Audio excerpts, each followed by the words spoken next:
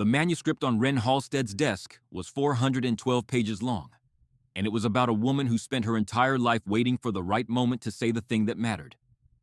Wren had been staring at page 287 for 11 minutes. It was the third week of November, and her office at the publishing house, a glass-walled corner on the 14th floor of a midtown building that smelled permanently of paper and ambition, was exactly the kind of organized, controlled environment she had spent 15 years constructing. Bookshelves floor to ceiling, a spider plant that had survived 3 office moves and deserved a commendation. Her MacBook Pro open on one side of the manuscript, her coffee going cold on the other. Outside the window, Manhattan was doing its November thing, gray and purposeful, the city moving at its usual speed, as if it had somewhere specific to be, and was mildly impatient with everyone who didn't. Wren was 37 years old, and she was very good at her job, and her job had been her whole life for 5 years, and this was fine. Her phone rang. "Jeannie." "Hawthorne Falls," said the screen. She answered immediately. "Jeannie." "Wren, honey?" Her grandmother's voice, 84 years old, still sharp as a winter morning. "I'm going to tell you something, and I need you to listen before you react." Wren closed the manuscript. "That is not a reassuring opening." "No," Eugenia agreed. "I suppose it isn't." A pause, not the frail kind but the deliberate kind, the pause of a woman who is choosing her words with purpose. Prescott Vale has made an offer on the inn." The silence that followed lasted exactly 3 seconds before Wren said, very quietly, "He what?" $480,000 for the property and structure. He says he wants to restore it, bring it back to its original specifications. Another pause. "He's been very charming about it." "He's always charming about it," Wren said. The coldness in her voice surprised even her. The specific 0-degree temperature of a woman whose ex-fiancé has just reappeared in the one place she considers sacred. "Jeannie, you're not seriously—" "I haven't signed anything. I told him I won't make any decisions until after the new year." Her grandmother's voice was steady. "But Wren, I'm 84, and the property taxes on this place went up again this fall, and the boiler needs replacing. And your sister Juniper has enough on her hands with the new baby, and I—" She stopped. When she resumed, her voice was a fraction gentler. "I need you to come home, honey. I need someone I trust to look at this with me before I let anyone else make the decision." Wren looked at the Manhattan skyline through her office window.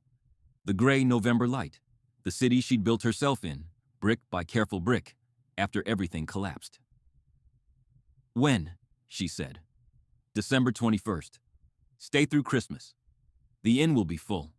I've had bookings for weeks. It'll be like it used to be." A pause. "It needs to be like it used to be, at least one more time. Jeannie." Wren heard something in her grandmother's voice that she didn't entirely want to examine. "Are you all right?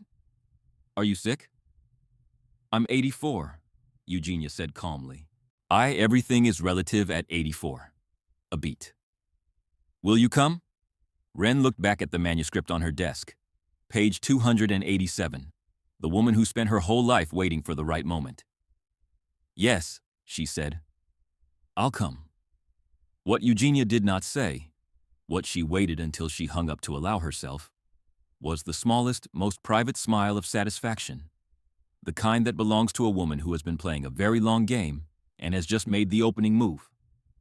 She set the phone down on her kitchen counter and looked out at the inn's back garden, bare-branched and snow beginning in the November gray, and said to no one in particular, "Finally." The drive from Boston Logan to Hawthorne Falls took 2 hours and 15 minutes in good weather. Wren had flown from LaGuardia, a 45-minute flight that felt, in the particular physics of returning home, like crossing 30 years, and rented a Subaru Outback at the airport because it was the practical choice for New Hampshire in December, and she was, above all things, practical. Her Kindle Paperwhite was in her bag. She had a manuscript to review. She did not review it. She drove north on IU-93 and watched New Hampshire announce itself, the flatter southern tier giving way to the first real hills, then the hills giving way to mountains, the mountains white-shouldered and indifferent and enormous in the early afternoon light. She had not been home in 14 months. This was not the longest she'd gone. After the engagement ended, after Prescott, after what she'd believed about Callum, and after the whole structure of her personal life had come apart in the space of a single March week 5 years ago. She had gone 22 months without coming back.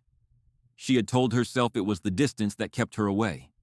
Manhattan, deadlines, the particular demands of a career that rewards relentlessness.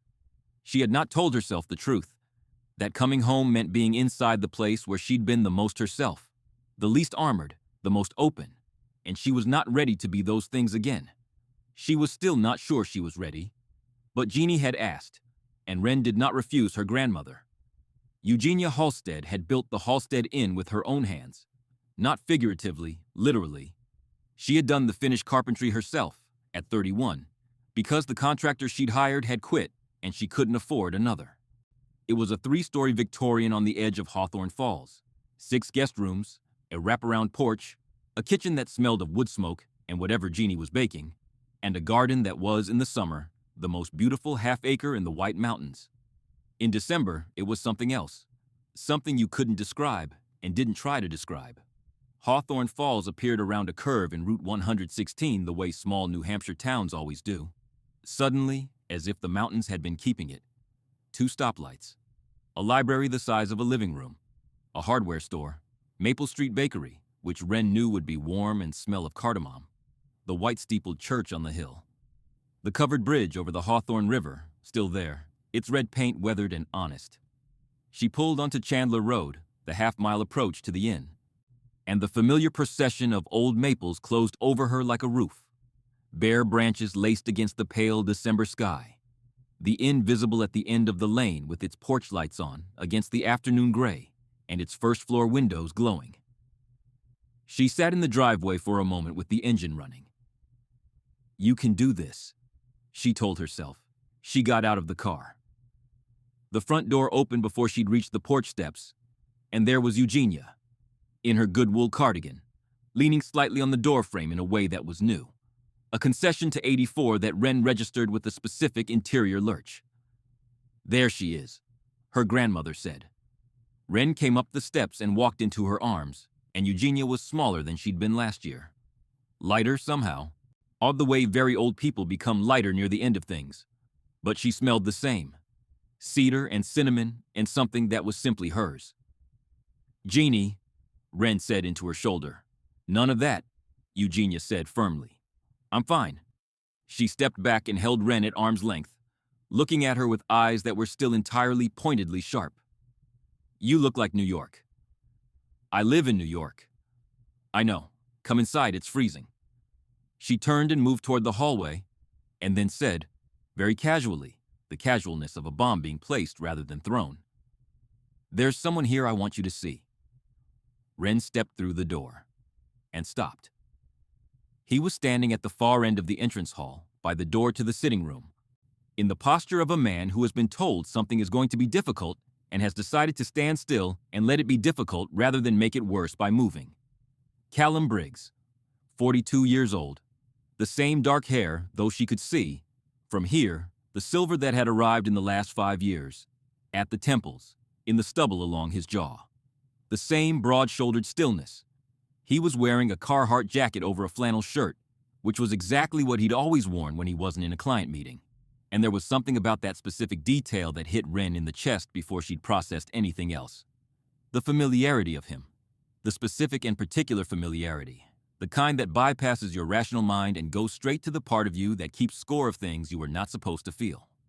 He looked at her. His expression was composed but not easy. The expression of a man doing something careful with his face. "Wren," he said. She turned to her grandmother. "Jeannie," she said quietly. The quiet kind of quietly that is not quiet at all. "He's here to look at the inn," Eugenia said, with the serenity of a woman prepared for this exact reaction. "As a restoration architect, I wanted an assessment from someone I trust before Prescott's people do their inspection on the 23rd. You could have told me he was going to be here. You would have found a reason not to come." Eugenia looked at her with those clear, unapologetic eyes. "I needed you both here. So I got you both here." She looked between them. Wren at the door with her bag in her hand, and 5 years of unprocessed grief written clearly in the line of her shoulders, and Callum at the other end of the hall doing his impossible stillness. "I'll let you two sort yourselves out. Dinner is at 6. She went to the kitchen. The entrance hall of the Halstead Inn was exactly as it had always been. The wide plank pine floors worn smooth by 50 years of guests. The curved staircase, the framed botanical drawings on the walls, the small table with Jeannie's mail and the ceramic bowl she'd always kept near the door for keys. The inn smelled of pine and the first suggestions of a fire in the sitting room and whatever was on the stove. Wren set down her bag. "She didn't tell you either," Callum said. It wasn't quite a question. "No," Wren said. "I'm sorry," he said. "If I'd known." "You'd have done what?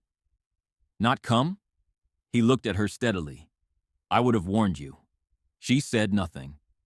The 5 years sat between them in the entrance hall, invisible, load-bearing, arranged like the debris of a structural collapse.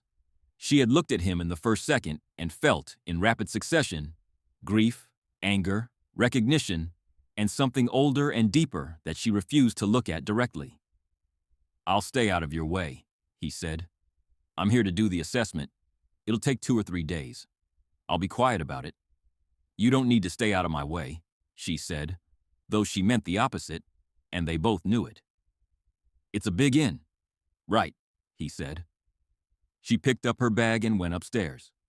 In her old room, the 3rd floor, the dormer window with the view of the mountains, she sat on the edge of the bed and pressed her hands flat on her thighs and breathed in through her nose and out through her mouth and told herself, firmly and without sentiment, to be a 37-year-old adult woman who had survived worse things than an unexpected reunion with someone she used to love. Her hands were shaking. She pressed them flatter. Dinner at the Halstead Inn in December was not a negotiable thing. Eugenia had set the dining room table as she always did. The good china, the tall candles, the red-berried holly from the back garden in the center bowl. And she expected people to show up and eat. And not one single person in the history of the inn had successfully argued otherwise. Wren's sister June arrived at 5:50 with her husband Marcus and their 7-month-old daughter, Hazel, who was at the stage of infancy where she regarded the world with enormous philosophical eyes and occasionally expressed strong opinions at high volume. June, Juniper Halstead Cross, 31, elementary school art teacher, the kind of person who makes a room feel warmer just by entering it, had not been told Callum was coming either. She sat down at the dinner table, saw him, and did the rapid calculation that younger sisters do. Then she looked at Wren. Wren gave her a look that said, "Not now." June gave her a look back that said, "Oh, I have so many questions." The dinner was, in the way of meals cooked by people who understand that food is a form of love, extraordinarily good. Pot roast, roasted root vegetables, Jeannie's cornbread, which was not from a recipe because Jeannie had made it from memory for 50 years, and the recipe existed only inside her hands. The conversation was careful. Everyone knew that something was present at the table that wasn't being named, and everyone, in the way of people who love each other, moved around it with practiced grace. Except Hazel, who at one point looked directly at Callum from her position in Marcus's arms and said, "Bah," with tremendous conviction. "She likes you," Marcus said. "I'm flattered," Callum said, and smiled. A real smile, the first one Wren had seen from him, and it did what it had always done, which was arrive without warning and rearrange something in the room. She looked at her cornbread. After dinner, when June and Marcus had taken Hazel upstairs and Jeannie had gone to bed. "I'm 84. I go to bed at 9. This is not negotiable." Wren and Callum were left in the kitchen doing the dishes by unspoken mutual agreement, the way people who have been in domestic proximity for years default to without thinking. They washed in silence for several minutes. Then Callum said, "You can be angry with me. I'd rather that than the silence." Wren kept washing. "I'm not angry with you." "You are," he said, evenly, not confrontational. "You've been angry with me for 5 years, and I still don't know what I did." She looked up from the sink, looked at him. "You don't know what you did." "No," he said. "I genuinely don't.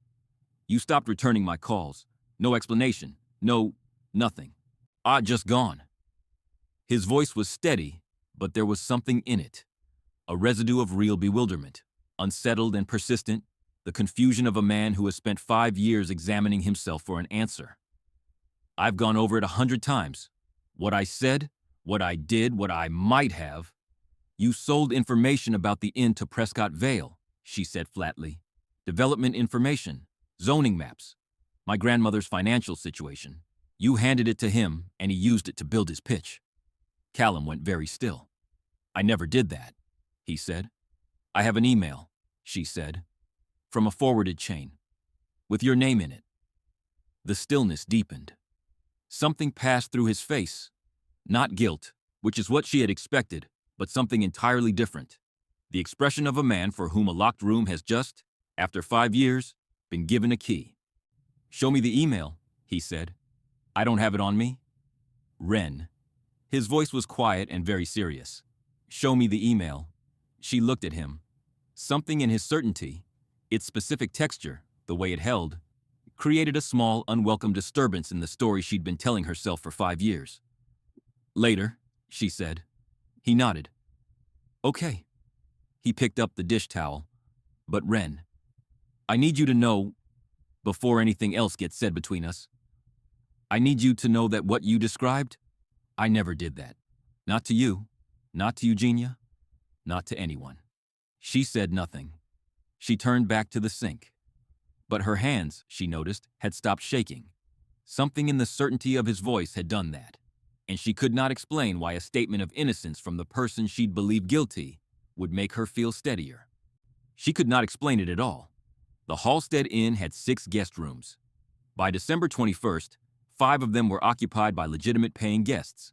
A couple from Massachusetts celebrating their anniversary, a retired schoolteacher from Connecticut who came every year, 2 sisters from New Hampshire who made the trip annually to see the White Mountain snow, and a young newlywed couple who had booked the Birch Room back in October.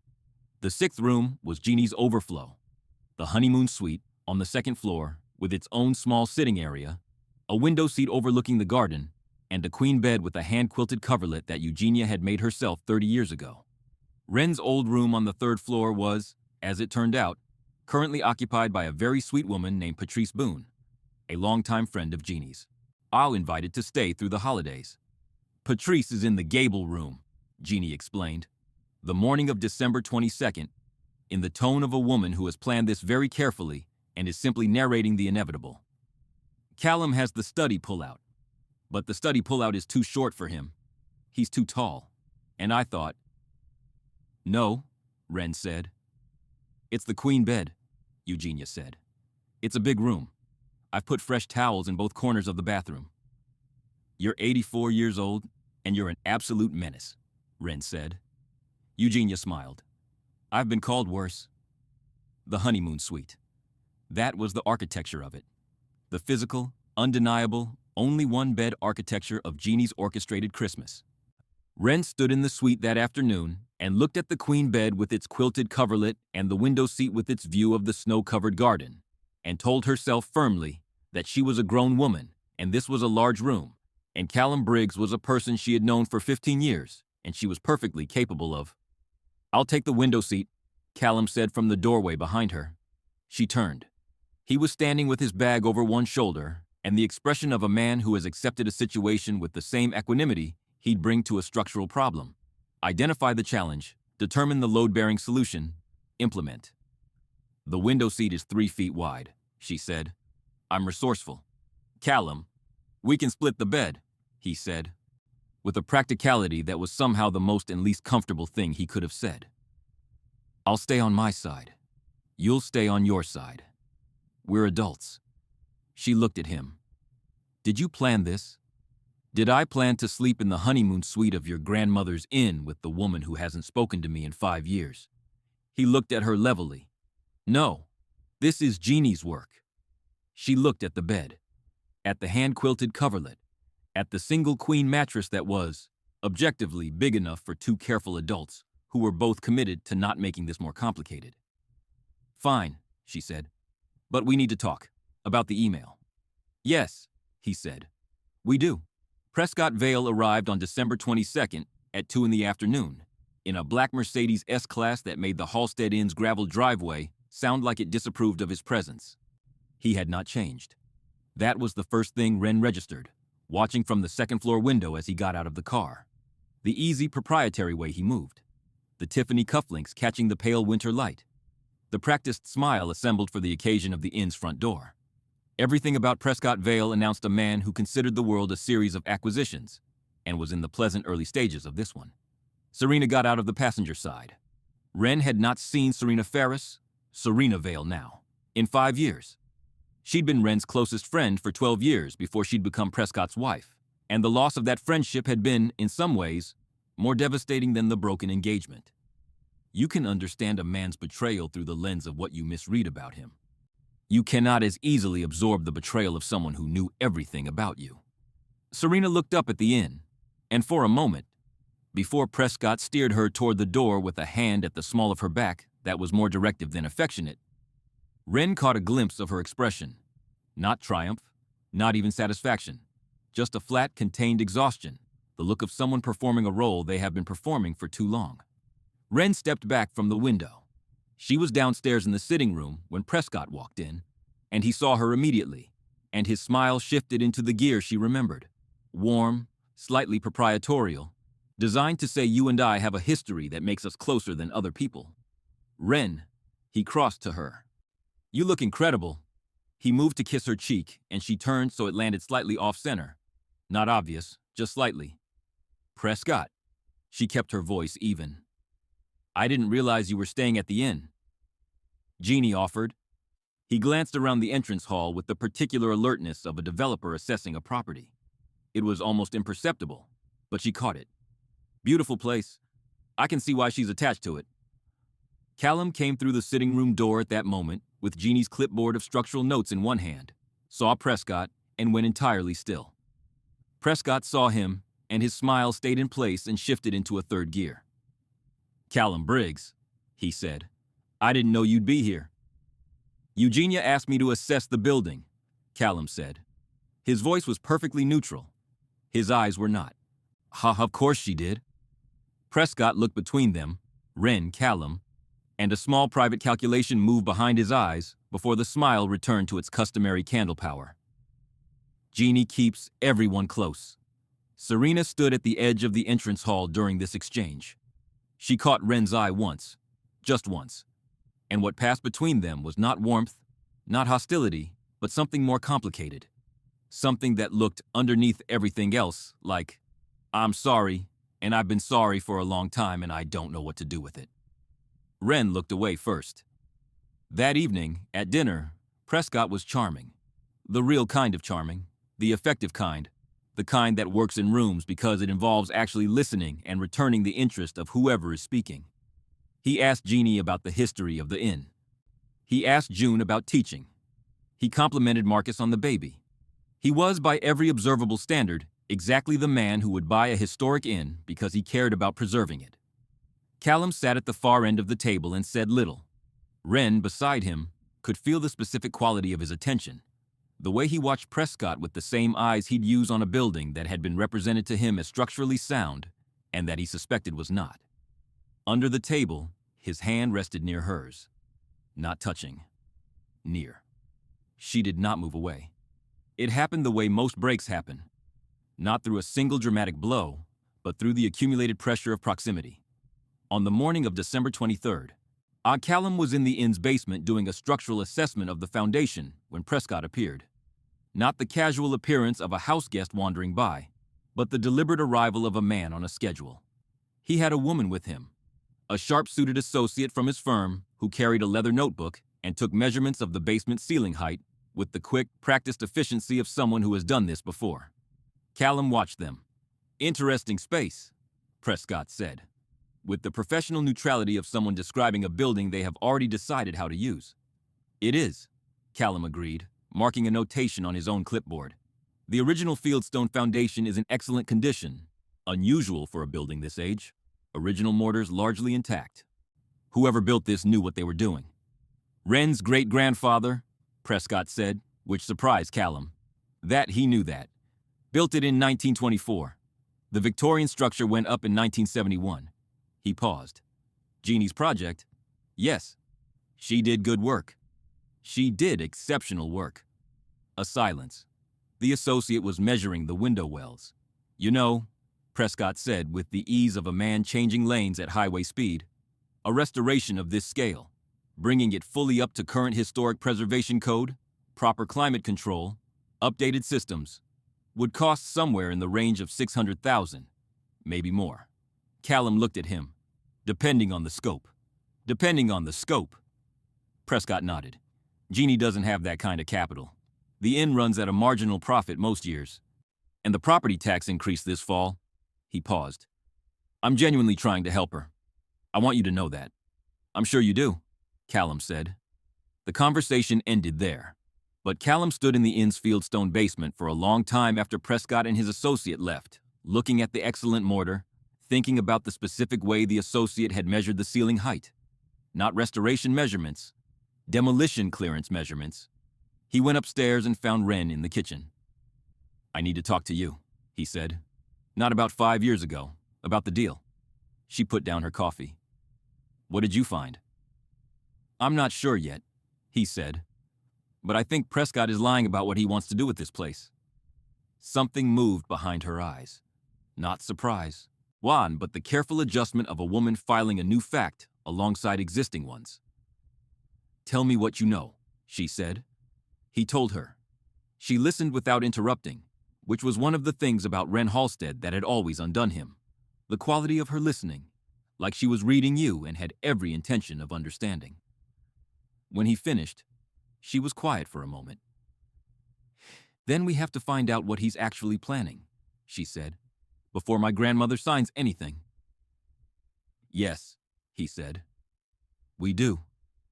They were, Callum thought, standing in the Halstead Inn kitchen at 9 in the morning on December 23rd, 5 years of cold silence beginning to thaw around the edges.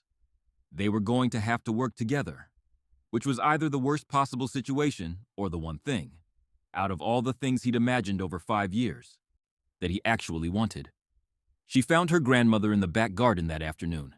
Eugenia was doing something she had done every winter for decades, checking the garden's protective covering, the burlap wrapping on the roses, the deep mulch around the hydrangeas. She moved slowly, but with purpose, and she looked up when she heard Wren's boots on the frozen path with the absolute calm of someone who has been expecting this conversation. "You brought him here," Wren said. "I did," Eugenia said, "without telling me. If I'd told you, you wouldn't have come." Wren stood in the cold garden with her coat buttoned to the chin and looked at her grandmother. The white mountains rose behind the inn, enormous and indifferent, their peaks white against the December sky. "Jeannie," she said, "what are you doing?" Her grandmother straightened, slowly, with some effort, and looked at her granddaughter with 84 years of practiced directness. "I'm doing what I should have done 3 years ago," she said, "maybe 4. She tucked her gloved hands together. "You've been living at a remove, Wren. From this place. From your family. From anything that might hurt you." She paused. "I've watched you build the most effective walls I've ever seen on a person, and I've waited patiently for you to let them down yourself, and you are not doing it." "Because I've been fine," Wren said. "You've been surviving," Eugenia said. "That's not the same thing, and you know it." Wren looked at the garden, the snow on the rose bushes, the burlap wrapping doing its patient, anonymous work of protection. "You know what happened between me and Callum," she said. "I know what you believe happened," Eugenia said. "I have my own thoughts about whether it happened the way you think." She held Wren's gaze. "I've known Callum Briggs for 15 years. I've watched how he looks at you when he thinks no one is paying attention." She paused. "I'm 84. I pay attention to everything." Wren was very still. "What does that mean?" "It means," Eugenia said gently, "that I want you to look at what's actually in front of you before you decide what you're seeing." She reached out and touched her granddaughter's face with one gloved hand, brief and light. "I'm not going to be here indefinitely, honey. And I want to see you stop being afraid of the good things before I go." Wren's throat tightened in the specific way that means you are about to cry in a garden in December, which she refused to do. "Don't say it like that. All I'm saying is, look." Eugenia dropped her hand. "Really look." She turned back to the rose bushes. Now go help Callum. He's trying to save this inn and he could use an extra set of eyes. Wren stood in the garden for a moment longer. Then she turned and walked back inside, and the cold came with her. And something else came with it too. Something warmer and considerably more frightening. The development plan arrived in Callum's inbox at 11:47 p.m. on December 23rd. He had not asked for it. It had come from Fletcher Dane, his business partner in Boston, who had heard the name Vale Dane Capital mentioned in a conversation with a commercial broker and had, on a hunch, made some calls. What Fletcher found was not a restoration proposal. It was a demolition permit application, filed with the New Hampshire Historic Preservation Office 2 weeks earlier, citing structural unsuitability. The application claimed the Halstead Inn was too deteriorated for restoration and recommended full demolition, to be followed by a luxury condominium development. 12 units, White Mountain views, projected sales price of $1.4 million per unit. The estimated demolition date was February 15th. Callum sat in the small desk chair of the honeymoon suite at midnight, his laptop open, reading the application for the second time. Wren was asleep on her side of the bed. She'd fallen asleep reading a manuscript, her Kindle resting on the coverlet, one lamp on, and he did not wake her. Not yet. He read the structural assessment that Vale's people had submitted. It cited water damage to the foundation, deteriorated load-bearing elements, substandard wiring. Every single claim was false. He had spent 2 days in this building, and he knew the foundation, the load-bearing walls, the electrical system. The inn was not in perfect condition, but it was not even close to a legitimate condemnation case. The assessment had been fabricated. He pressed his hands flat on the desk. He thought about Prescott Vale in the basement that morning, and the associate with the leather notebook measuring ceiling clearance. And the way Prescott had said, "I'm genuinely trying to help her," with the ease of a man who had rehearsed it until it felt true. He thought about the fact that Prescott Vale had done this to the Halstead Inn, and had 5 years ago done something to Callum himself that he was becoming more and more certain was not accidental. He closed the laptop. In the dark room, Wren breathed softly on her side of the bed, her manuscript beside her, entirely unaware that the things she'd been told to believe about this man, this deal, this offer, this person who had been in her home for 2 days wearing a restoration architect's good intentions, was a fabrication designed to take her grandmother's life's work apart by the foundation. He would tell her in the morning, but he sat for a long time first, in the dark, looking at the ceiling, or thinking about the specific cost of a well-constructed lie, how far it travels, how much it takes with it, how long it takes to find the threads. She took it better than he expected, and worse. He told her in the morning, early, while the inn was still quiet, and Prescott and Serena were presumably still in their room on the first floor. He put the laptop on the kitchen table and showed her the application. He showed her the fabricated structural assessment. He showed her the demolition date. She read it the way she read manuscripts, the whole thing, start to finish, without speaking. Then she closed the laptop and sat very still for 30 seconds. February 15th, she said. Yes. She pressed her hands on the table. He filed this 2 weeks ago. He filed it before he even made the formal offer. Yes. He was never going to restore it. No. She stood up from the table and walked to the kitchen window and looked out at the back garden and the snow and the White Mountains, and did not say anything for a long time. Callum waited. He had learned, over 15 years of knowing her, that Wren Halstead processed the way she edited, thoroughly, without haste, looking for every place where the structure didn't hold. We need to document everything in this building that proves the structural assessment is false, she said finally. I've already started, she turned. I can help. I know. And we need a preservation attorney. I know one. Hartley, she practices in Concord. I edited her book on historic preservation law. She was moving now, the particular forward motion of a woman who has turned grief into action. She might be able to file an emergency objection to the demolition permit on the grounds of the fraudulent assessment. That's exactly what we need, Callum said. She looked at him.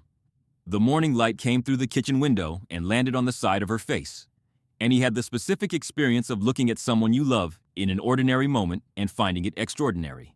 He did not show this. He was very practiced at not showing it.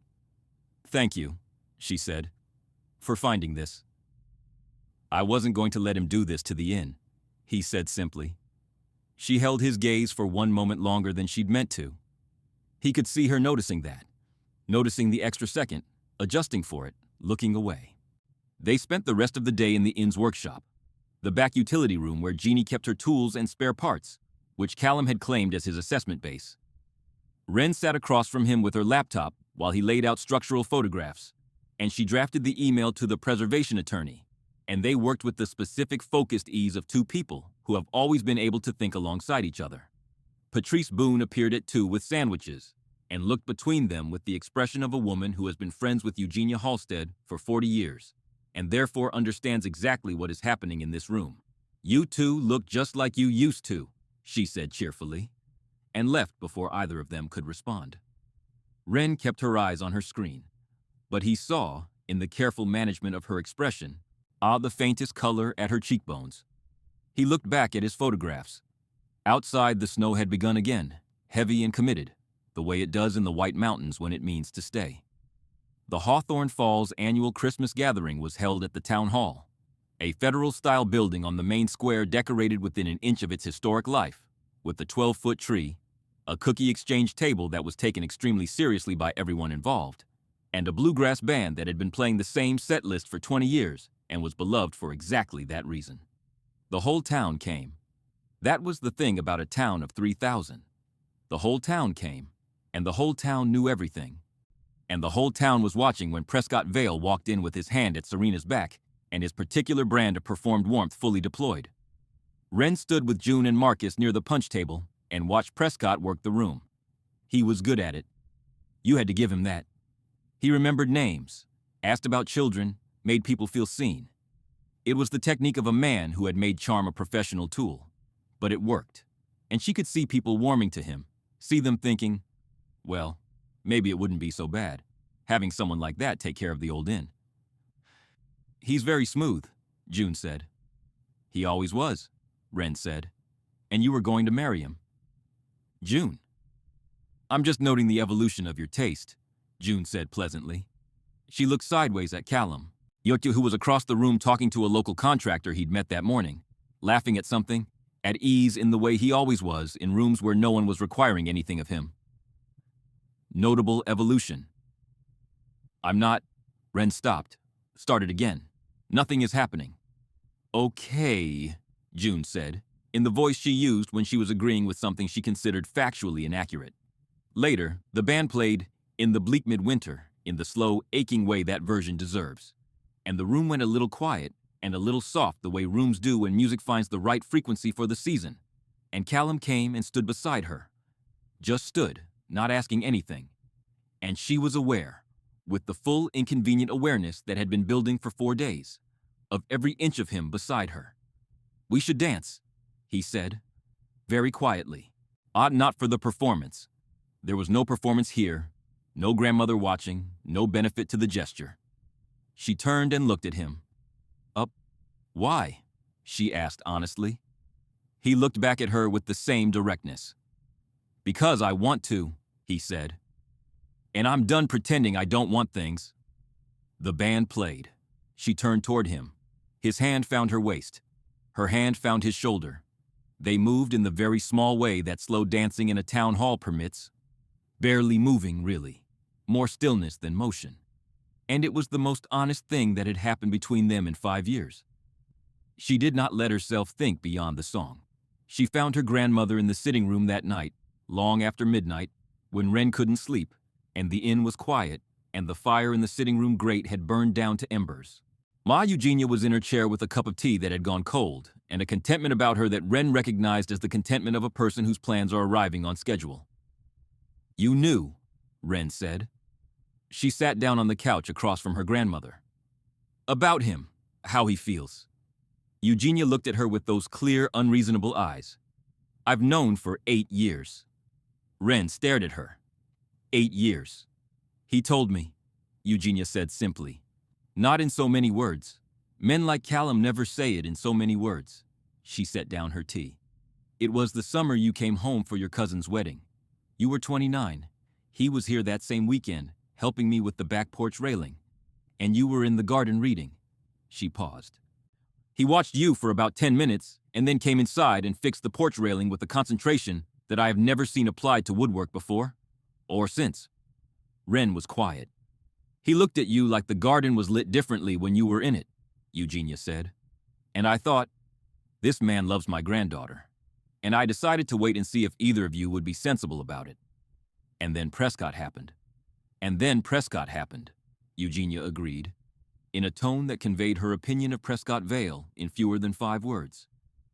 And then whatever happened between you and Callum happened, and you both went your separate ways, and I waited, because you were building yourself back up, and that mattered more. She looked at Ren steadily. But Ren, I am not going to wait forever. I'm not being dramatic. I'm being mathematical. I have a finite number of Christmases left. I'd like to use one of them the right way. Ren pressed her hands between her knees, the way she'd sat on this couch since she was 6 years old. He says he didn't betray you. About the inn. He didn't, Eugenia said. Ren looked up. I know he didn't, Eugenia said. I've always known he didn't. Because I know who Callum Briggs is. She held her granddaughter's gaze. The question is, do you? The embers in the fireplace made their small sounds. The inn settled around them, its old timbers and its good fieldstone foundation doing what they'd always done, holding steady in the cold. I'm frightened, Ren said. She said it plainly, the way you can be plain with a person who has known you since you were born. I got it so wrong last time. I thought I knew Prescott, and then Callum. I thought I knew what the evidence was, and I was... Honey, Eugenia said gently, being wrong about a lie is not the same as being wrong about a person. She paused. Someone lied to you. That's not a failure of your judgment. That's someone else's failure of character. She looked at the fire. The question isn't whether you can trust your judgment. The question is whether you're willing to use it. Ren sat in the sitting room for a long time after her grandmother went to bed. She sat with the cold tea and the fading fire and the quiet inn and the thought of Callum upstairs. And she thought about the email she'd been shown 5 years ago. And she thought about the fabricated structural assessment. And she thought about a man who said, I never did that, with the specific certainty of someone telling a truth so fundamental they barely understand why it needs to be said. Then she went upstairs. He was at the desk by the window when she came in, lamp on, working on structural diagrams by hand, pencil and ruler, the old way. The way he'd always worked when the problem required something more physical than a screen. He looked up. She looked at him. Will you show me the email tomorrow? She asked. Yes, he said. Okay, she said. She got into bed. He turned off the lamp. The dark was gentle around them, the inn quiet. Callum, she said. Yeah. I think I'm going to have to apologize to you, she said. When I see it, when I understand what actually happened, I'm going to have to... You don't owe me anything, Ren. I do, she said quietly. But not tonight. He said nothing. After a long time, she heard his breathing change, slow, deepen. He was asleep. She lay in the dark and listened to the inn, and thought about 8 years and garden light, and the quality of a love that waits without demanding anything in return. She was terrified. She was more terrified of missing it. It was 2 a.m, and the inn was very still, and Ren was not asleep. She was lying in the exact center of her side of the bed. She had not erected a formal pillow wall, but the line of demarcation was understood and honored, staring at the ceiling and arriving, by a slow and thorough route, at a series of conclusions. Conclusion 1. Callum Briggs had loved her for at least 8 years, possibly longer, and she had spent most of those years looking at something else. Conclusion 2. She had ended 5 years of friendship and silence based on evidence she had not questioned, provided by a man she now knew to be capable of constructing fraudulent structural assessments. Conclusion 3. The specific feeling that had been building in her chest since she walked through the front door of this inn and found him standing in the entrance hall was not, as she had been telling herself, nostalgia or gratitude or simple physical chemistry reactivating after 5 years. It was love. It had always been love. It had been love for years and years before Prescott, before the lie, before the silence, and the silence had not. She was being forced to acknowledge, done anything but make it more persistent. She was in the dark with this conclusion, and it was 2 in the morning, and the person it pertained to was 3 feet away. "I can hear you thinking," Callum said. She startled. "I thought you were asleep." "I was?" A pause. "For about an hour." His voice was quiet, not rough with sleep. He'd been awake a while. "You're loud when you're thinking." "I'm lying completely still." "I know. You go very still when you're working something out, like all the energy goes internal." He paused. "You've been like that for 40 minutes. She stared at the ceiling. "How long have you known that about me?" A long silence. "Long time," he said. She turned onto her side. He turned at the same time, and in the faint window light they were facing each other across the 3 feet of bed, and she could see the outline of his face. The lines she knew. Odd the new silver she'd had to relearn. "Tell me something true," she said. The 2 in the morning request. The one that bypasses the entire apparatus of reasonable adult caution. He was quiet for a moment. "I drove past your building in New York," he said. "Once, about 2 years ago. I had a client meeting on the Upper West Side, and I knew what block you were on. I dropped you off there once years back, and I told myself I was just in the neighborhood." He paused. "I sat in the car on the opposite side of the street for about 15 minutes. I didn't go up. I didn't call. I just sat there." He looked at the ceiling. "That's the embarrassing version." She was very still. "The honest version," he continued, "is that I wanted to know you were okay. That whatever I'd done, whatever I thought I'd done, hadn't. I needed to know you were all right." "I was all right," she said. "I know. I could see your light on." He paused. "3rd floor, 2nd window from the right. I could see the lamp. I knew you were working. You always worked late." He glanced over at her. "I left after that." She looked at him in the dark. "What you did," she said carefully, "which was nothing, but what I believed you did, it destroyed something I needed." She paused. "Not the friendship. I mean, yes, the friendship, but not only that. I needed you to be the person I believed you were. And when I thought you weren't," she stopped. "I lost my confidence in what I could see." "I know," he said softly. "I want to give it back to you," he said. "Whatever I can. However that works." She reached across the 3 feet between them and found his hand in the dark. His fingers closed around hers, the same immediate certain closing she'd felt for years, in 100 smaller moments, and never let herself name. "Tell me one more true thing," she said. He turned his head and looked at her. "I've been in love with you since you were 29 years old, and reading Mary Oliver in my grandmother's garden," he said quietly.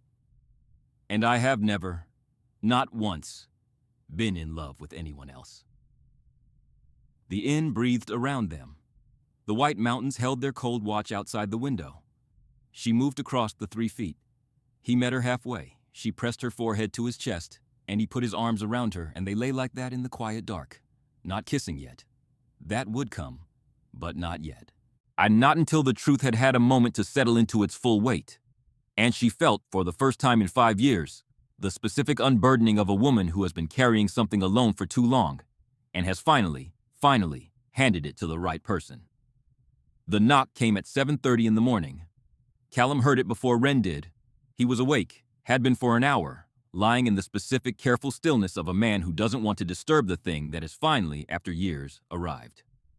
Wren was asleep against his shoulder, her breathing slow, and he had spent the better part of the last hour being profoundly, quietly grateful for the specific gift of it. The knock. Soft, deliberate. He eased carefully out from under Wren's arm. She made a sound and he said quietly, "I'll be right back." And she accepted this without fully waking and went to the door. Serena Vale was standing in the hall. She was wearing a long cardigan over pajamas, and she looked like she hadn't slept, and she was holding something. A printed email chain, 3 pages, the edges slightly crumpled. "I need to talk to Wren," she said. Callum looked at her. He looked at the pages. "Give me a minute." He went back to the bed. Wren was sitting up, her hair falling around her shoulders, looking at him with an expression somewhere between drowsy and present. "Serena's at the door," he said. "She's got something." Wren's face did its careful thing. The management, the composure assembled like armor. But underneath it, for just a moment, he saw the girl who had been Serena's closest friend for 12 years. "Okay," she said. He left them alone. He went downstairs and made coffee in the inn's kitchen, moving quietly in the early morning, and sat at the table with his mug and waited. 20 minutes later, Ren came downstairs. She was carrying the printed email chain. She sat down at the table across from him and placed it between them. Her face was very still in the controlled way that was the closest Ren Halstead came to crying in front of people. "It was Prescott," she said. "The email I was shown 5 years ago, the one that made me believe you'd sold the development information, it was fabricated. Prescott's firm had a letterhead template that included your name because you'd done a consultation with him the previous year. He generated a fake email thread. Odd gave it to Serena and asked her to show it to me." She paused. "He told her he needed to separate you and me so you wouldn't interfere with his business interests." She looked up. His words. Callum sat with this for a moment. He thought about 5 years of silence, about sitting in a car on the Upper West Side looking at a lit window on the 3rd floor. "Serena knew?" he said. "She knew it came from him. She says she didn't fully understand what he intended to do with it. She thought it was going to be used as leverage in a business negotiation, not—" Ren stopped. "She's been carrying it since then. She said she tried to find a way to tell me a dozen times." She pressed the email flat on the table. "She filed for divorce this morning. She called her attorney before she came to knock on our door." Callum looked at the email. The fabricated header, the fake timestamps, his name in the CC line of a thread he'd never been part of. 5 years, he said. "I know," she said. "Ren, I know." Her voice broke, very slightly, at one specific point. "I wasted 5 years. I threw away something real because of a lie and She stopped. Reassembled. "I'm sorry. I told you last night I owed you an apology and I'm sorry, Callum. I should have asked you. I should have come to you directly instead of—" "Hey," he said. He reached across the table and covered her hands with his. "Someone you trusted showed you what looked like evidence. You responded to what you saw. I should have asked you." "Yes," he said honestly. "But you were also dealing with an engagement that was already in trouble, and a man who knew exactly which lever to push to make you doubt the thing that mattered most." He looked at her steadily. "Being manipulated is not the same as being wrong. I told you that before." She looked down at his hands over hers. She turned her hands over so their palms were together. "We are not wasting another day of this," she said. It was not a question. "No," he said. "We're not." The 24th of December arrived as Christmas Eve in New Hampshire tends to do. Cold and serious, the mountains wearing their full winter authority, the air outside the inn tasting of pine and coming snow. Ren went for a walk before breakfast. She needed air and thinking space and the specific quality of December morning light on the White Mountains, which she had been without for 14 months, and which she now understood she had been more without than she'd admitted. She walked the lane behind the inn, the one that curved along the edge of the Halstead property and gave you a view of the mountains across the valley, and she walked for 40 minutes in the cold and let the last 5 years pass through her like a current. She thought about Prescott and the fabricated email and the precision with which he had dismantled the thing between her and Callum. She thought about the demolition permit and the $18 million condo development and the false structural assessment. She thought about a man who had spent 15 years using other people as instruments and calling it business. She thought about Callum sitting in a car on the Upper West Side, looking at her window. She thought about 8 years of being loved in a specific and patient way by the right person while she looked everywhere else.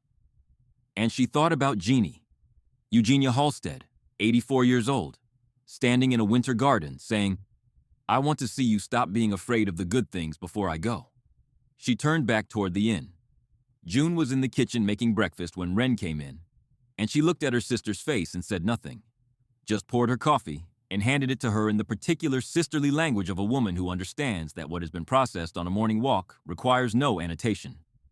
Callum was in the workshop, as he'd been every morning, but today he had the inn's original architectural drawings spread across the work table, blueprints from 1924, from 1971. All the handwritten notes in the margins in Jeannie's young handwriting. He was photographing them methodically for the preservation case. When Ren came in, he looked up, and his face did the thing it did now. The thing she had been watching for 4 days without naming, the particular warmth that arrived and stayed. "How are you?" he asked.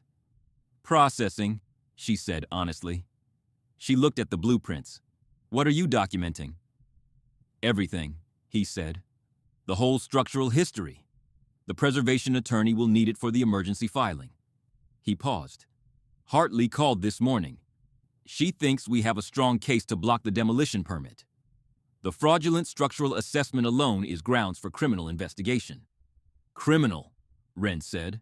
"At minimum, professional misconduct, potentially fraud." He looked at her steadily. Prescott Vale is not going to walk away from this unchanged." She nodded. She came and stood beside him at the table, looking at the blueprints, Jeannie's young handwriting in the margins, notating the changes she'd made, the decisions, the small and large acts of building something that was meant to last. "She built this place herself," Ren said quietly, "piece by piece. 30 years old with $200 and a set of tools and a vision. She traced one margin note with her fingertip without quite touching the paper. She's been trying to protect it her whole life." "So have you," Callum said. She looked at him. "You've been protecting this inn for years," he said. "Coming home when you can. Wiring money when you can. Being the person who would drop everything when Jeannie called." He paused. "You've been protecting it. You just didn't know you were fighting someone who was working against it at the same time." She held his gaze. "I want to save it," she said. "Not just for the case. I want to actually save it. Long term." He looked at her for a moment. "Tell me what that looks like." She had been thinking about this on her walk. A restoration plan. A real one. Not Prescott's fiction, an actual plan. What it would cost. What it would take. What the path is. She paused. "And then I want to talk to Jeannie about what she actually wants. Not what pressure she's under, not what she thinks she should do. What she wants." "Okay," he said. He picked up a pencil. "Let's start." They worked through the morning together, and outside the workshop window, the Christmas Eve snow began to fall. Prescott had been watching. That was the thing about Prescott Vale. He was always watching, reading a room, calculating. He had seen the shift between Ren and Callum with the particular sensitivity of a man who was used to monitoring his investments. He had noticed the morning walk, the workshop door closed for hours, the way they sat at dinner that night in a new proximity that meant something had changed. He made his move at the Christmas Eve dinner. It happened in front of everyone. The inn guests, Jeannie, June and Marcus with baby Hazel, Patrice, and the full gathered population of the Halstead Inn table. Prescott chose his moment with the timing of a man who has studied the room and identified the maximum audience. "I want to be transparent with everyone," he said, setting down his wine glass in the way of a man calling a meeting. "I know there's been some concern about my proposal for the inn. I want to address it directly." Eugenia looked at him. "All right," she said. "The offer I've made is genuine," Prescott said. His voice was warm and unhurried. "I have deep respect for this property. I want to restore it. I have the resources, the contacts, the experience." He looked at Callum. "I understand Callum Briggs has been conducting his own assessment. That's fine. I welcome it." He spread his hands in the gesture of openness. "But I want to make sure Jeannie has all the facts before she decides, including the fact that a restoration by an independent architect," he glanced at Callum, "with no development backing, no capital network, no preservation funding connections, is likely to take years and cost significantly more than I've offered." A silence. He looked at Ren. "I know our history makes this complicated," he said, with the warmth of a man delivering a kindness. "But I'm asking you to separate that from what's best for your grandmother." A very deliberate pause. He had calculated this beautifully. Cast himself as the reasonable one. Position Callum as the unqualified romantic. Position Ren as the emotional obstacle to a sensible business decision. In a different room, with different people, it might have worked. Callum spoke before Ren could. "I'd like to show something," he said, with the same unhurried calm he always carried. He opened the laptop he'd set on the sideboard earlier. Wren noticed she'd watched him put it there and understood now that he had anticipated this moment. This is a demolition permit application, filed with the New Hampshire Historic Preservation Office on December 9th, 2 weeks before your formal offer to Jeannie. He turned the screen so the table could see. It cites structural unsuitability and recommends full demolition, to be replaced by a 12-unit luxury condominium development. Estimated revenue, $17.4 million. The table was very quiet. The structural assessment attached to this permit was fabricated. Callum continued in the same steady voice. I've spent 4 days in this building. The foundation is in excellent condition. The load-bearing elements are sound. The assessment submitted to the Preservation Office is false in every material claim. He closed the laptop. This is not a restoration proposal, Jeannie. It's a demolition plan. Prescott's composure held for exactly 3 seconds. Then it didn't. The composure broke, not into rage, but into something colder and uglier. The exposure of a man unmasked in front of an audience. He started to speak, started to explain, reassemble, redirect. And what came out was the fractured version of the charm, the performance without the infrastructure beneath it, and the table saw exactly what it was. Eugenia Halstead, 84 years old, sat at the head of her table and looked at Prescott Vale with 84 years of unromanticized clarity. I think, she said with the calm of a woman who has never once been naive, that you should leave. Jeannie, Prescott began. Tonight, she said. Please. Patrice Boone, who had been sitting with her hands folded and her expression entirely composed, reached across the table and covered Jeannie's hand with hers. June's husband Marcus stood up, not threateningly, just stood. The quiet statement of a man providing a physical reference point for the exit. Prescott stood. He looked at Wren once. She looked back at him with the clear eyes of a woman who no longer has anything to protect herself from, because the thing she was protecting against is exactly as small as she suspected it was. He left. The table sat in silence for a moment. Then Hazel, in her grandmother June's arms, said, "Bah!" with the same tremendous conviction she'd displayed on the first night. And the tension broke completely, because babies have this power and use it when needed, and the room laughed with the specific relief of a laugh that has been compressed too long. Eugenia looked at Callum. "Thank you," she said simply. "Of course," he said. She looked at Wren. Her expression held everything it usually held: clarity, love, the deep particular wisdom of a woman who has been watching and waiting for years. Wren nodded. Jeannie nodded back. Outside the inn, Prescott Vale's Mercedes started in the driveway, its headlights sweeping across the front windows, and drove away down the maple-lined lane. And the Halstead Inn stood where it had always stood, the fieldstone foundation holding, the Victorian structure intact, the Christmas lights on the porch blinking in the cold dark. After dinner, after the guests had dispersed to their rooms, after June and Marcus had taken Hazel up to bed, after the long, sustained exhalation of a house that has expelled something that didn't belong, Wren found Callum on the back porch. He was sitting on the steps, a mug of coffee in his hands, looking at the dark garden and the mountains beyond it. The snow had stopped. The sky was clear and black and full of more stars than you ever see in New York, and the cold was the honest, bracing kind. The White Mountains cold that means exactly what it says. She wrapped her coat around herself and sat down beside him. They were quiet for a while. "He's going to face the investigation," Callum said. "Fletcher has already connected with the Preservation Office. The fraudulent assessment constitutes a violation of professional standards at minimum, possibly fraud. His firm will take a significant hit." "Good," Wren said. Not vindictively. Factually. "Serena?" "She's staying at the inn for a few more days," Wren said. "She and I will—" She paused. "I don't know what will be, but she took a real risk to tell me the truth." "Odd that matters." He nodded. She looked at the garden, at the rose bushes in their burlap winter wrapping, patient in the cold. "I've been thinking about what happens next," she said. "With the inn. Tell me." "The preservation attorney says the demolition permit will be blocked. The fraudulent assessment means the whole application is invalid, and Prescott's credibility in New Hampshire is essentially finished. She paused. So the immediate threat is gone. But the underlying problem, the taxes, the maintenance costs, the boiler, those don't go away. No, I want to fund the restoration, she said. He turned and looked at her. I have savings, she said. I've been living like I was planning for something without knowing what I was planning for. I have enough to cover the urgent repairs. And I want to put together a historic preservation grant application. There's a New Hampshire state program for Victorian structures, and the inn qualifies. She looked at him. I'd need a restoration architect to put together the application, someone who knows what they're doing. He looked at her steadily.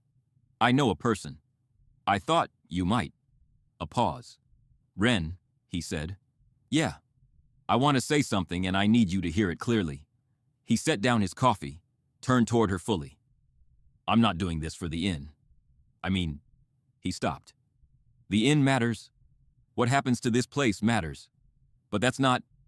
He looked at her directly, those eyes she knew, the lines she'd had to relearn. I'm in love with you. I have been for years.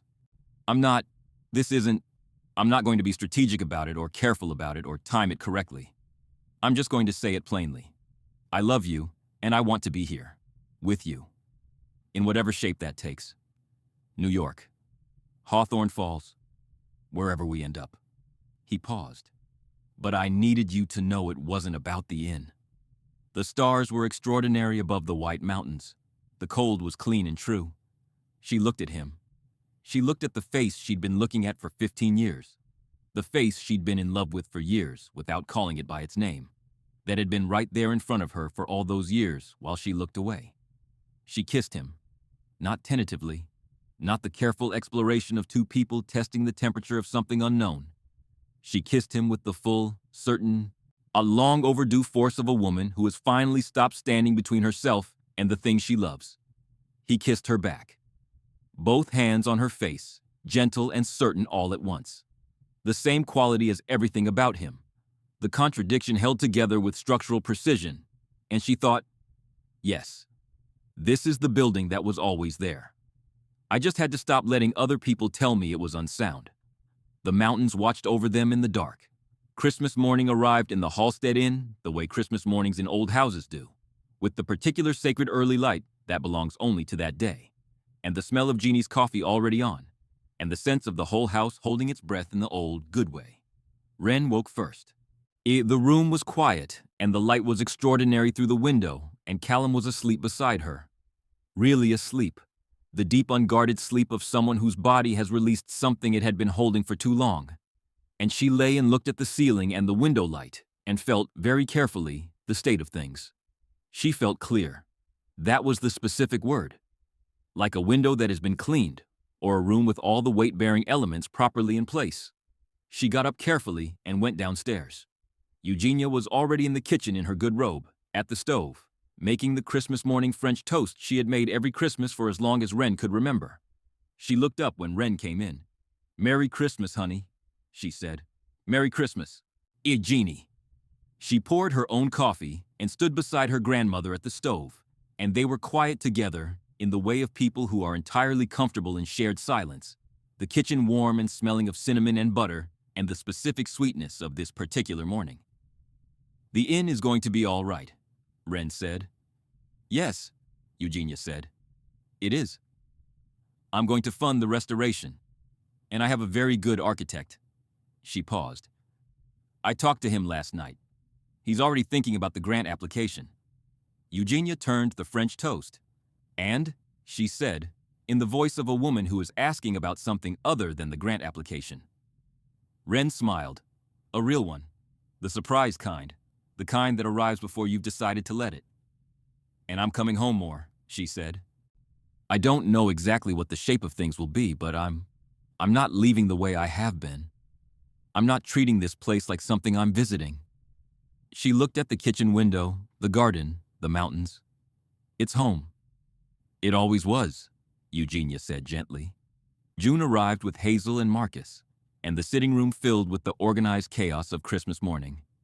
Gifts opened, coffee replenished, Hazel achieving new levels of philosophical expression regarding her first experience of wrapping paper.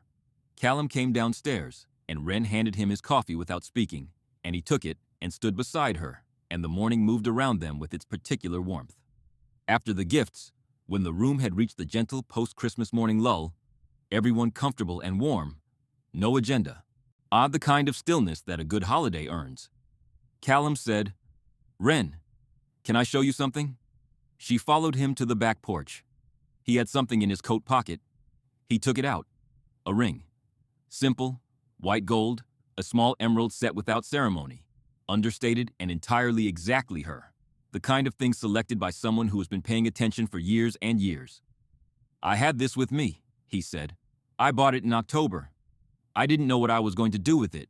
I bought it and I've been carrying it, and He stopped, looked at her directly. "I am not asking you to be somewhere you aren't. I'm not asking anything to change in your life in any way you aren't ready for. I'm asking one thing." He held her gaze. "Stay. Come back. Let this be where we're building toward. Even if we're building from a distance for a while." He paused. "Marry me, whenever, however it looks. Just say yes to the direction of it." She looked at the ring, at his hands, at the face she had finally, after all the years and the distance and the deliberate misunderstanding, learned how to see. The mountains stood in their full December morning authority behind the inn. The White Mountains, which had been there before the inn and would be there after, watching the specific and ordinary miracle of two people finally getting there. "Yes," she said.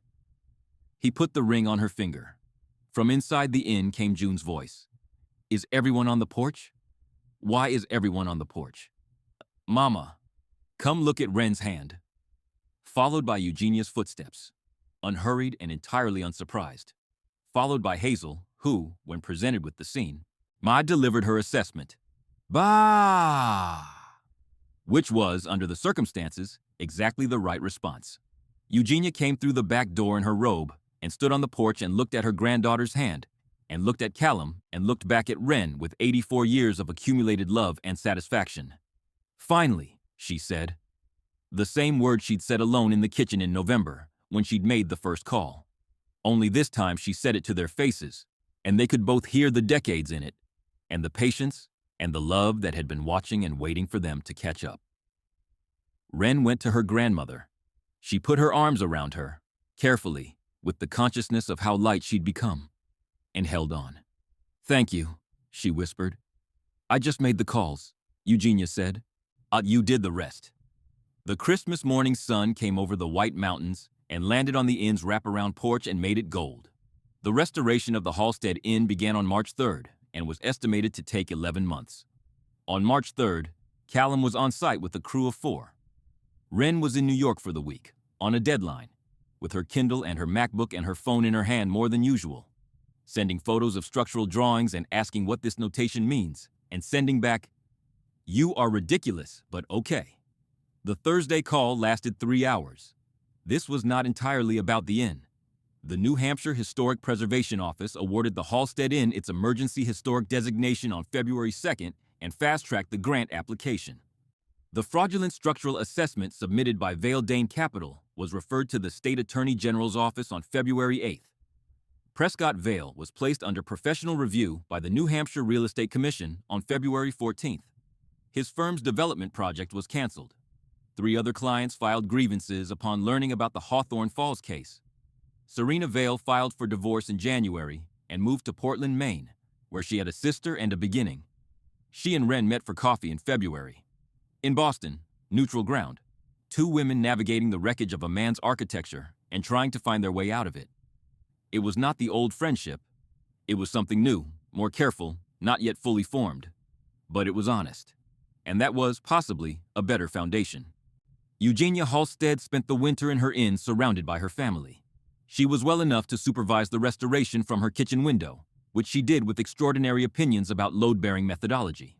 She saw the first phase of the renovation complete. The boiler replaced, the foundation repointed, the original pine floors refinished to their 1924 depth of color. She died on April 17th, a Tuesday morning in early spring, in her own bed, in the house she built. She died as she had lived, clearly without complaint, on her own terms. The family was with her. The mountains were visible from her window. The garden was beginning. She had made one request the week before, in the particular calm of a woman completing an accounting, that her granddaughter hold the wedding at the inn. In the fall, she said, when the maples are turning. It'll be beautiful. Wren had held her hand and said yes. The wedding was held at the Halstead Inn on October 11th, under the old maples whose leaves were copper and gold in the specific extraordinary way that October in New Hampshire is copper and gold. The way that makes you understand, if you were not already certain, that some things are built to last. Wren wore a dress the color of cream. Callum wore the suit he'd had since his Boston years, which still fit, which pleased him. June was the maid of honor. Hazel was 14 months old and had strong opinions about the flower arrangements. The ceremony was under the old maple at the edge of the garden, the same maple Wren had climbed as a girl, the same tree Callum had tied a tarp to one summer in 1971. He had not been alive in 1971. But the bolt was still there, and he had noticed it, and he had known whose hands had put it there. They said their vows in the October light with the white mountains behind them, and the inn that Eugenia built standing behind them, and everyone who loved them standing in the falling leaves. Fletcher Dane cried, which he had been warned about and did not attempt to prevent. Patrice Boone delivered a toast that the guests were still quoting a month later. June danced with her daughter in the afternoon light, and Marcus filmed it and watched her the way good husbands watch their wives, like they cannot believe their luck.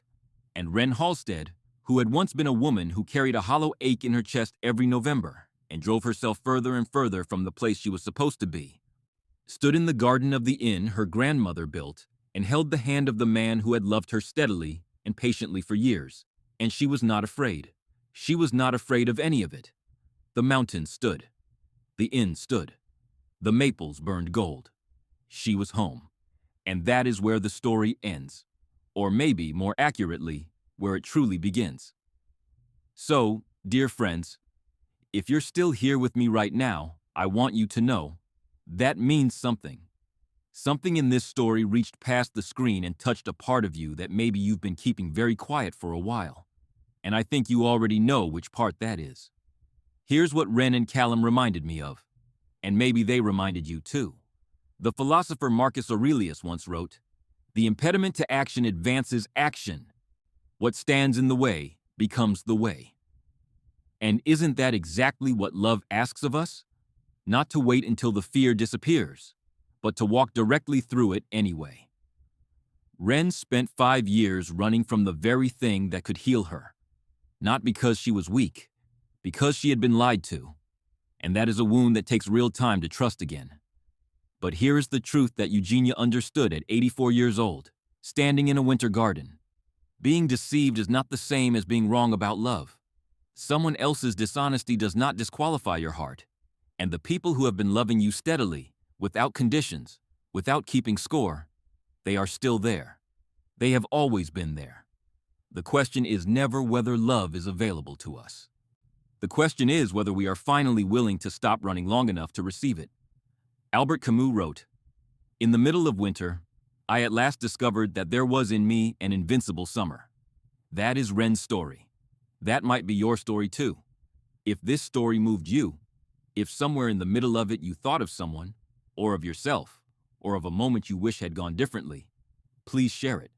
Not just because it helps our little channel grow, but because somewhere out there is another woman who needs to hear that it is never too late to stop leaving without a note. Never too late to come home to the right thing. If you're new here, welcome. Hit that subscribe button and stay a while. We tell stories about love that feels real, about second chances that are earned, about the kind of quiet, steady men who fix the porch railing when no one is watching and love you for decades without asking for a receipt. And if you've been here for a while, you already know. Leave us a comment below. Tell us which part hit you. We read every single one. Until next time, dear friend, take care of your heart. It knows more than you think it does. The Christmas He Came Back For is an original fictional short story written and narrated for entertainment purposes. All characters, including Wren Halstead, Callum Briggs, Prescott Vale, Eugenia Halstead, Serena Vale, and all supporting characters, are entirely fictional and created solely for this narrative. Any resemblance to real persons, living or deceased, is coincidental and unintentional. This story belongs to the adult romantic drama genre and is intended for mature audiences who enjoy emotionally rich storytelling, slow burn romance, and themes of healing, forgiveness, and second chances. The story contains no graphic content. All romantic scenes are tasteful and age-appropriate for general adult viewing. The story explores the following themes: the long-term impact of betrayal and manipulation, the courage required to rebuild trust, the value of patient and honest love, and the importance of preserving family legacy and heritage. Quotes referenced in this video's closing segment are attributed to their original authors, Marcus Aurelius, Meditations, and Albert Camus. For inspirational and educational purposes only, this channel creates original fiction. We do not claim real events, real people, or factual news. All story elements, plot details, and character names are invented. Our content is designed to entertain, inspire, and provide emotional comfort to our audience. If you enjoyed this story, please like, share, and subscribe for new original romantic narratives every week. Copyright Mature Hearts Narrations. Original fiction. All rights reserved.